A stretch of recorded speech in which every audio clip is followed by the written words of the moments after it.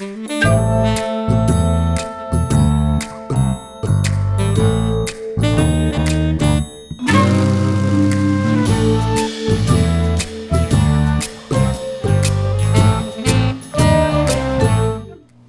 anyway, I can probably give an intro to these videos. These videos come from Don't Be a Cactus, How to Make Connections and Resolve Conflicts. And I basically kind of gave a breakdown to each of these sections. And the purpose of this is to teach us how to deal with conflict in the best way. But it's not necessarily like giving you some breathing techniques or you say this and this person will do this. It is learning concepts so that we have better qualities on the inside so that we can resolve things much more efficiently on the outside. Behaviors of improper action. Okay, I showed you that boring video to teach you some stuff that I didn't feel like teaching. So we looked at observation and inference. Observation is to look at something without any bias, without your inputs. We also talk about anthropomorphism. That is applying human-like characteristics onto animals. The dog is happy because its tail is wagging and its tongue is out. We can assume that because we know that's what dog nature. But sometimes when we attribute ourselves onto others, we begin to stray from, doing things that can help the person as opposed to harm the person. Think back to times where we've made hard assumptions about people and what that very thing has led to. Did it lead to fights? Did it lead to arguments? Did it lead to or turmoil between you and other family members or friends? Think about times that you have been wrong about something you've made an assumption about and how that affected your relationship with others in a negative way. How have you made inferences that has led to dealing with people in a bad way or leading to poor consequences? Okay. So people probably aren't receptive to what you want to do. All right. Is that what you're saying? Yeah. I can see that. There was actually a story about it was Confucius. So there was a monastery and there's a cook. And the cook is supposed to make everything for everybody else, but they're not supposed to reach inside the pot. Accidentally, the cook had dropped something in the pot. So while the cook was, doing his thing, he was trying to search for that very thing he dropped in the pot. Confucius walked in and automatically assumed that this person, just because they were reaching in and scooping out and looked as if they were going to eat, he assumed that person was, trying to eat, trying to steal something, being a little nasty in the pot when he shouldn't have been. He saw with his own eyes one thing, although this person was trying to get something out of the pot that would affect everybody else in there. After the cook explained, Confucius had, and I'm kind of paraphrasing this, he said, I saw it with my own eyes, but I was still wrong. We often make these projections upon others and assumptions. Well, that appearance could have two views. Yeah. He like you said, somebody could be right about it or be wrong about it. But when you see somebody digging in the pot, it'll be natural to assume that they're taking something to eat. Or if you could assume, well, maybe they're just stirring it around.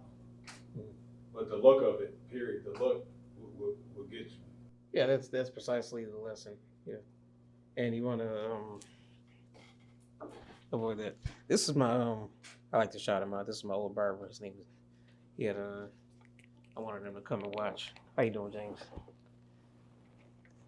But we're talking about inferences and observation. The point of this video was to touch on what we see objectively without any opinion, without any bias, what we think might be versus what's actually happening. And when we make inferences, we draw conclusions based on our experience, what happened before, And we can often be wrong about that. And I relate this to the animal behavior world in conservation. If a bird appears as if it's, well, how we would define limping, it could actually be doing a mating dance. So what might happen is we string its legs up to heal it instead of actually just kind of seeking to understand what the bird's doing. And therefore, we cause more problems for the bird than we actually help solve. If that makes sense. Almost late 90s, early 2000s, I was bouncing in this one club, and they said it was a fight in the bathroom. So we go to the bathroom, we see the dude taking the chain from the one dude. So we grabbed the guy that was grabbing the chain. Yeah. We grabbed him because it looked like he was taking this guy's chain. Mm-hmm. So we grabbed him, we busted him down, the other guy leaves with the chain. We get him down, all of a sudden, cuff him and all that. And then he was like, listen, I'm the one that got robbed. The guy that y'all just let out was the one that robbed me. I was trying to get my chain back. Wow. It looked like he was robbing the guy. Yeah. And that was years ago, and we still felt bad about that. Yeah. And we can kind of break that down a little bit. Like the bird situation, you got the situation there. You look at it objectively without putting the inference that this guy's trying to take his chain back. You got the wrong guy. So that's a very good instance of where we see the inference play a part in trying to help somebody, although we're causing some more harm than we are actually doing some helping. Okay. It's my little cheesy video. We want to make ethograms. So you're going to make a little chart. Behavior, the number of times we're not going to go that deep. Okay. The behaviors you have that lead you to not be so pleasant for other people, whatever that may be. Let's say I have a tendency to be smart-mouthy. I have a tendency to be a bit short with particular subjects, like stuff like that. So we want to look at the bad stuff that we do in an honest way, in the most pure way, as cold and as calculated as it can be. Even if we're the most wonderful people, we got stuff about us that we can change. And next to that, I want you to write, when does that come up? When do those very poor qualities come up for you in whatever shape and form? Write down your poor qualities and write down when they come out. When do those very behaviors that aren't conducive to better relationships come out? And then the aftermath. How do you respond to that? What's the next step after you said that smart comment, after somebody was expressing their feelings? Are you going to amend it, or have you amended it? Or did you feel good about yourself as if you won a point on the scoreboard? And this is where we get a little more honest with our approach to life and people. That we're not all perfect, but we're here to grow. Behaviors, when do those things come out? And what's your response? Not the response that you want. How have you responded? Interrogate yourself. Really dig deep to find that honest answer to that question. And I didn't have you do triggers, but we can kind of add that in too. I know that my trigger is like,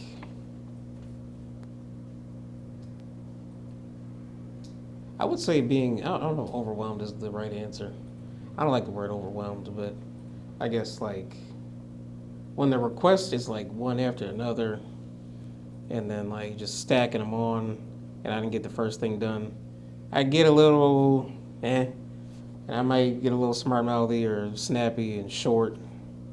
Those are the times when the sarcastic comments or short-temperedness comes out. And my response to that,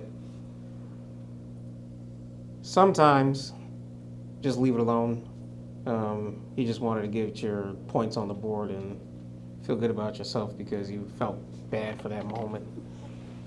And sometimes it's like, I want to apologize to that person, or, I was a little over the top, and I get it now, so. I never saw you act like that. I have my moments. Okay, yeah. Mr. Moore. I meant to bring a speaker too. I left it at home charging. Withrow, Yes, sir. how you doing? I'm doing all right. How are you?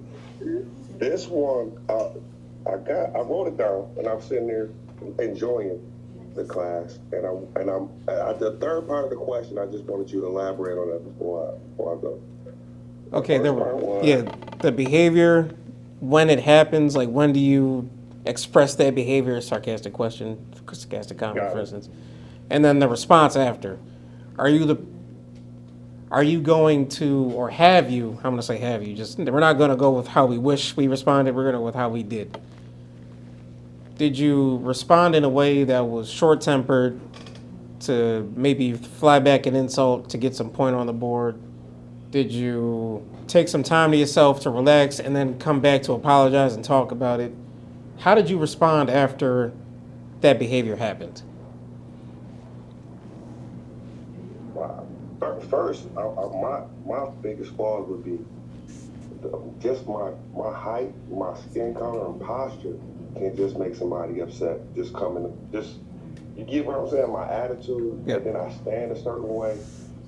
Even without saying a word, it's like an arrogance I carry myself with that turns a certain people off. You get what I'm saying? Yeah. And it's not so much as a defense mechanism. It's actually my life experiences got my head up, chest out, kind of confrontational, almost confrontational. You get what I'm saying? And it's I think I'm smarter than people. I shortcut. I overtalk people. I kind of cut them short when I think I can see where your conversation is going, and that kind of behavior is me. When I wake up, it's me. I'm in law school. Well, I start my 3 years of law school in the spring. So I was in school for like the last 3 years, right? And they say that carrying myself in that manner will make me a better attorney. And I know it makes me a better person. I'm more respecting the person in real time.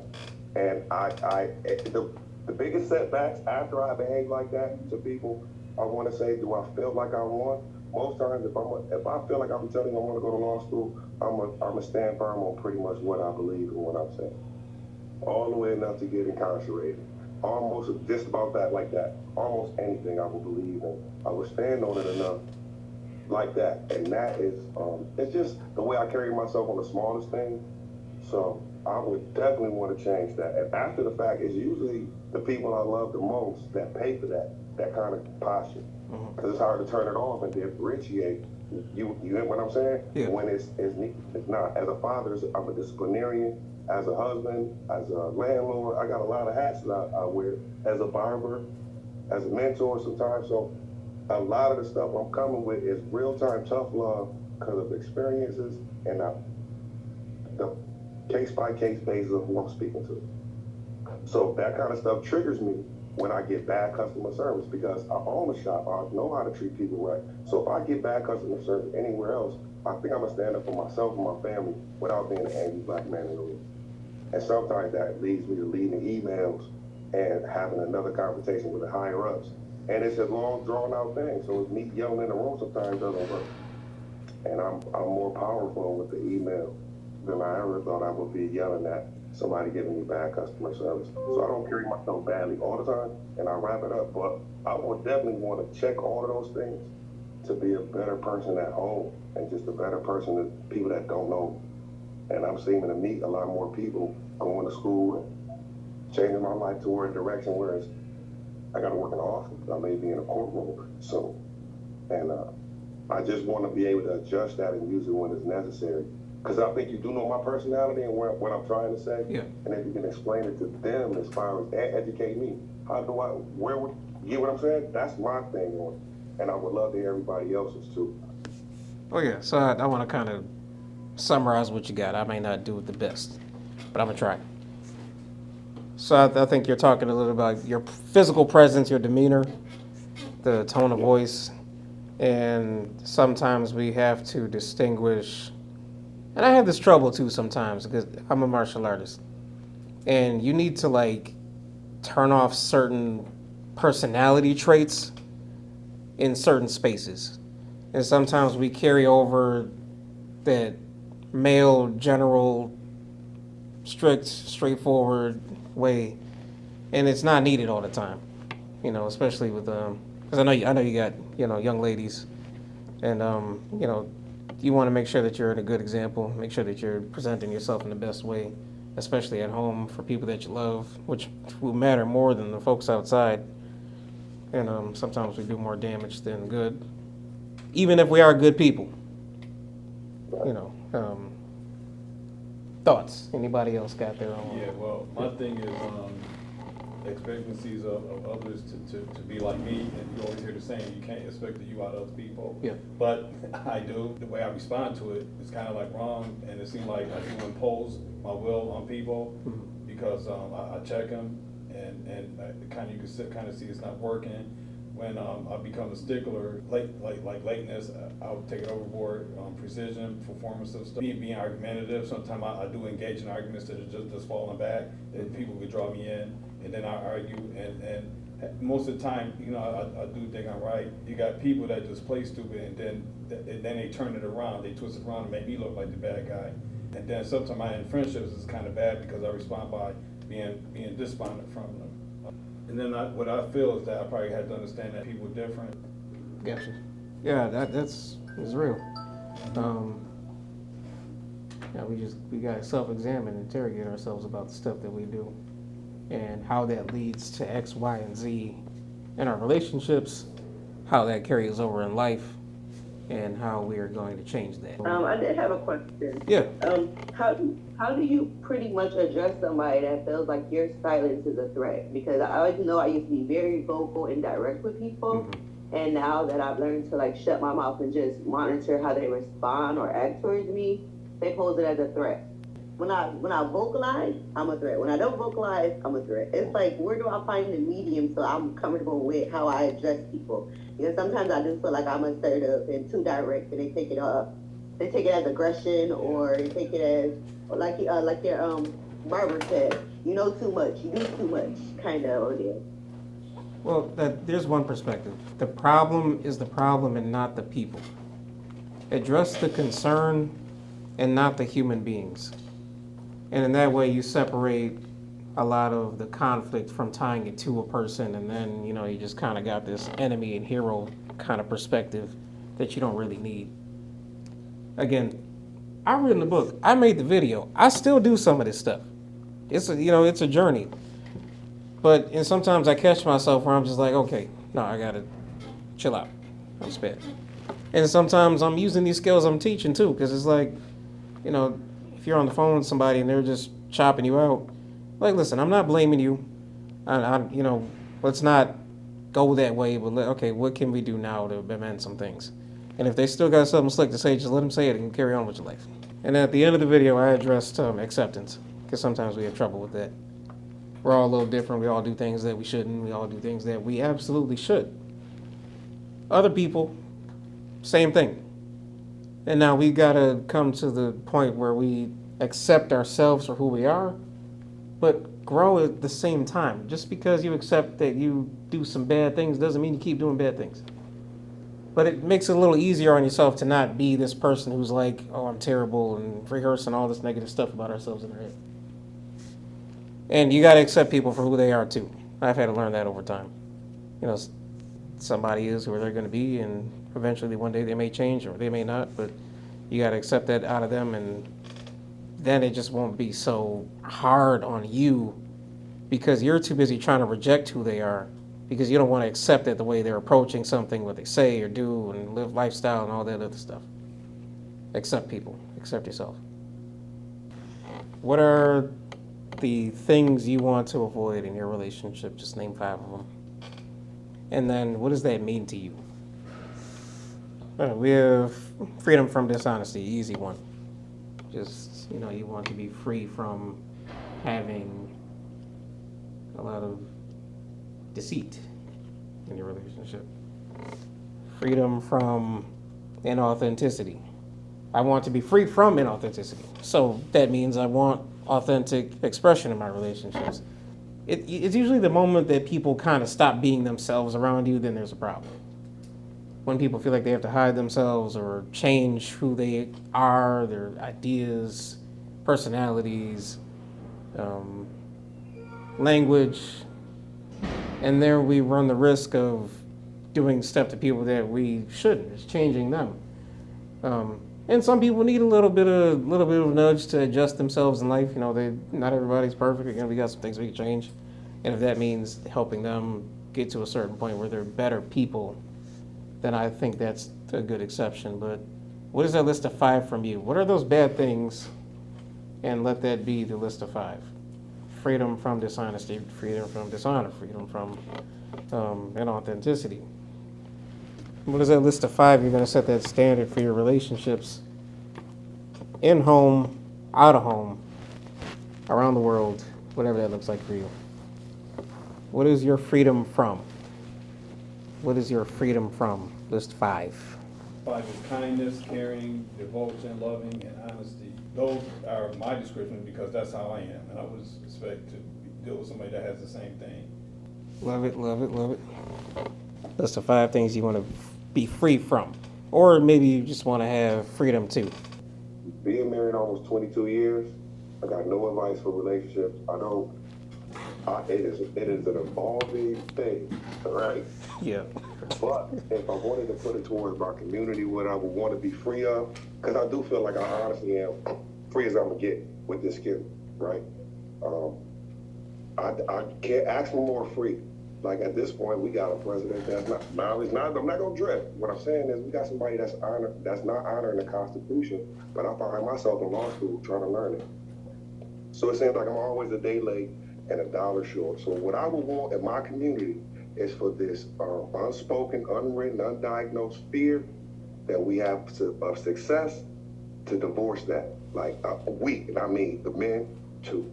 We have like it's a fear of trying, it's a fear of school, it's a fear of success, it's a fear of wealth, it's a fear of what comes with that. And that is the only thing that I can right now that's worth the conversation is I would love to be free of that. Now it would evolve and change so many aspects and other things that I would want to change. At the core of this though would be for us to somebody to diagnose it, write it, and say, hey, there is a fear of success and wealth in the inner city, in the Black community, all across America, from Alaska to, but there's not a fear of prison. You get what I'm saying? Yeah. It's kind of like it's a rational decision to make to commit crime in a person's head, especially the younger they are. I would rather be free of that thought process to free up all the other stuff, like all the other good things that we got going on, and it would congeal pretty good. I would like to be free of the fear that seems to surround us, that's unspoken, and it causes us to do everything but win. Whatever it would take to be successful, it's anti that. It's I can't open up a business because somebody is going to rob me. They're going to take my business. I can't buy this kind of car because the government will take it from me, or they'll come to my driveway and think I got this kind of money. I don't want that kind of house. It costs too much in taxes. I couldn't afford that. People, it's diabolical. It's diabolical to where I've heard our people say, it's too expensive to go to Disney. And I only heard that from people that never went. You get what I'm saying? So if that's the commonplace conversation, we are in trouble. And I know it, but I don't say this to change everything, but I divorced it in my house. I definitely don't want that fear where I'm living at, but I can definitely see it's weighing on our city and a lot of other cities too. What y'all think about that? That's what I would want to be free from in my community, that fear, that stagnating. I was on the other side of that, and sometimes that can happen. You get a phobia. When you get a little money, people they're gonna be out to get you. Like if you go in a city like Atlanta or somewhere, Miami, everybody got it. But you in a poor city like this, and you shine, you definitely could be expected to get got. Whether it's a business, a car, whatever, jewelry, because they don't have it. Miss Hart, mental expression, freedom from being voiceless, emotional conversation, freedom from family secrets hurting youth into adulthood, freedom from being told you can't do it because of the past. That is screaming exactly what I'm saying. The people around her, and probably the men, look like us, or they could be anybody that know that the fear is real. So all they do is say, hey, you might as well give up. Get complacent and hang out with us. You know you didn't pass the first time. You know you did this in your past. It's easier for them to project, but it's much more easier, it seems like, for us to accept that and kind of hide behind it. And then a slew of other things start to take place. Well, I definitely understand about personal relationships, what you were trying to get at, and I didn't want to drift us too far. It's just a reference to like Mr. James. I've also met a couple people that are doing really good for themselves that weren't previously in years and came out and actually made a difference with themselves by getting themselves attached to people that like-minded, saying that okay, that was my youth, I ain't gotta talk about it. No, sometimes you do have to have that deep conversation with yourself to talk about it, to heal that part of you down and reaffirm to yourself that your past doesn't define your future. And again, I think I got the gist of what you were saying. Like, there are a lot of unhad conversations in our families, especially, that need to be addressed. And sometimes it happens to us or others as children, and it carries over into adulthood. Now, I don't necessarily blame parents, because it's stuff like this that parents need to go through. It's stuff like this parents need to kind of be aware of to help address and, accommodate. But not everybody always has that knowledge at a certain age or became aware of it or wanted to pursue it. I don't necessarily blame them. But from here, now that X, Y, and Z does know better, what are we going to do for our families to help combat that and not just have it be this conversation in the room where, things kind of just, I feel good after this, and, all psyched up, and you don't do anything about changing yourself or helping influence the climate of the world around you, And then we have to find that in our own way. We got to find that in our own way. I agree. I think that I am going to write this book. I gotta diagnose it, but I need to get my credentials first. You understand? I do earn a Juris Doctorate at the end of this trip. And I do believe if I can get published in any law journal and things of that nature, my peers would review my thoughts on this fear in the neighborhood and the fear on the people. Regardless of where it would come from, I would do the research. If it would be childhood trauma, is it projected upon us? Is it, it's so many things and statistics that I would actually get to feed it to us, to digest it in a manner to where we got an answer, at least somewhere to start to look. Yep. And I think the only way I'm gonna get it done is to do it myself. So I'm not just sitting here to tell it to you. That's something in the back of my brain that I'm working on. And like getting that barbershop, it was something I had to work on. And when I made the transition, I went back to school, and I realized I don't know nothing. I don't know nothing. All the stuff I thought I knew, what I thought I would stand on and get arrested for, absolutely so many fallacies, so many holes in the theory, so stupid of my face. And I take the licking like I do, and I realize I really don't know much enough, and I enjoy filling my noodle up now. It's just crazy. It's midterms right now. You remember those? Yeah. Yeah, well, it's midterms right now. And, I've really enjoyed this conversation, and I love to hear everybody else. I don't think we should hold on to our past traumas. It's hard to say get off it. But the other gentleman said, in a relationship, people show you the front and side first. Yeah. The side that they pretend to be.